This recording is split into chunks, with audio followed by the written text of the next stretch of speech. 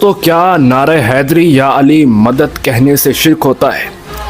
کیا یا علی مدد کہنے سے شرک ہوتا ہے یا اللہ کی رحمتوں کا نزول ہوتا ہے؟ آئیے اس سوال کا جواب قرآن پاک سے پوچھتے ہیں، جو ہم سب کے لیے راہ ہدایت ہے، نس ہے، اس سے ہم دور نہیں بھاگ سکتے۔ آئیے قرآن پاک سے پوچھتے ہیں کہ مولا علی کو مشکل کشا کہنا چاہیے۔ جب میں قرآن پاک سے پوچھتا ہوں تو سورہ المائدہ اس کا جواب دیتی ہے۔ اللہ تعالیٰ جل جلالہ سورہ المائدہ میں ارشاد فرماتے ہیں، بسم اللہ الرحمن الرحیم، انما ولیکم اللہ ورسولہ والذین آمنوا الذین یقیمون الصلاۃ۔ اے ایمان والو، تمہارا مددگار اللہ ہے، اس کا رسول ہے، اور وہ اہل ایمان جو رکوع کی حالت میں اللہ کی مخلوق کی مدد کرتے ہیں، زکوٰۃ دیتے ہیں۔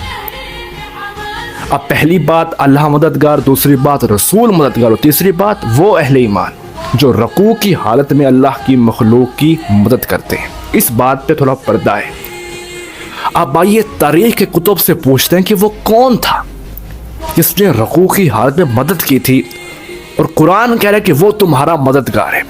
ہم جب تاریخ سے پوچھتے ہیں تو تاریخ ہمیں 1400 سال پہلے والے دور میں لے چلتی ہے، اور کہتے ہیں کہ میرے ساتھ عرب کی سرزمین پہ چلو۔ جب عرب کی سرزمین پہ پہنچتے ہیں تو وہاں ہمیں ایک کچی مسجد میں لے چلتی ہے۔ ہم جب وہاں پہنچتے ہیں تو صحابہ نماز پڑھ رہے ہوتے ہیں۔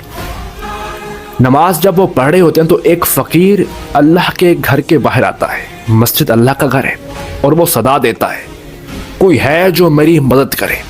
خاموشی، صحابہ نماز پڑھیں۔ دوسری مرتبہ پھر کہتا ہے کوئی ہے جو میری مدد کرے؟ خاموشی۔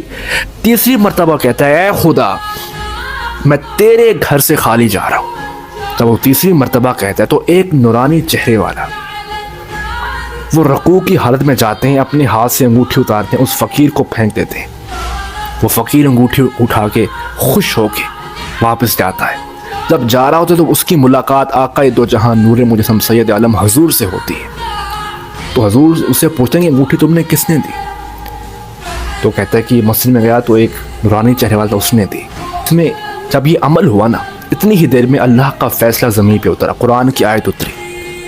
حضور مسجد میں تشریف لے گئے اور پوچھا کہ آپ سب نماز پڑھ رہے تھے، جب فقیر مانگنے آیا تو کون تھے وہ جس نے رکوع کی حالت میں اللہ کی مخلوق کی مدد کی؟ تو سب صحابہ نے کہا حضور وہ اللہ کے شیر مولا علی شیر خدا تھے، انہوں نے رکوع کی حالت میں مدد کی۔ تو حضور نے فرمایا سنو رب کا فیصلہ ہے، انما ولیکم اللہ ورسولہ والذین آمنوا الذین یقیمون الصلاۃ۔ اے ایمان والو، تمہارے مددگار اللہ ہیں، رسول ہیں، وہ اہل ایمان جو رکوع کی حالت میں اللہ کی مخلوق کی مدد کرتے ہیں۔ تو قرآن نے کہا کہ علی مشکل کشا ہیں، مددگار ہیں۔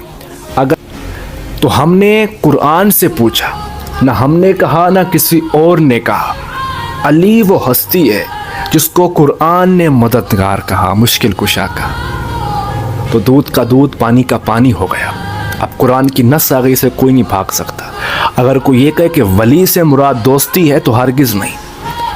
حضرت عبداللہ ابن عباس، اس کے بارے میں حضور نے دعا کی کہ ان کو قرآن کا علم عطا فرما، انہوں نے کہا کہ اس کا مطلب ہے مددگار ہونا۔ آپ ان کی تفسیر پڑھیے، عمران جس کو قرآن مددگار کہے اس کو ولی کہتے ہیں۔ اللہ تعالی ہم سب کو راہ ہدایت فرمائے۔